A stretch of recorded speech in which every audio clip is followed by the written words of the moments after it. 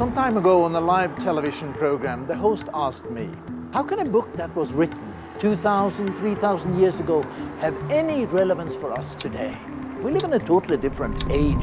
We deal with different issues. This is a modern day, the 21st century. How can something that was written way back then, dealing with local issues back at that time, possibly speak to us today? And I suppose that is a fair question. The Bible is a collection of some history, some biography, some poetry, some stories. Yes, true, it is cut in a very narrow strip of time and culture and geography. And so the question is fair.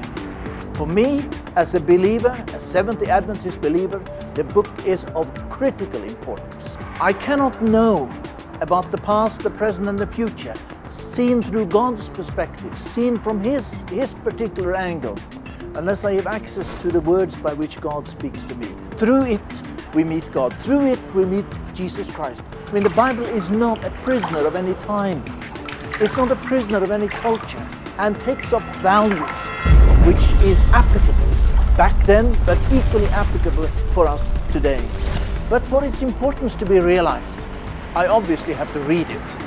The Scripture will not serve any purpose whatsoever, simply occupying space on the bookshelf or being placed on the table for visitors to see that they've entered a Christian home. The book needs to be open, it needs to be read, we need to do it with our children.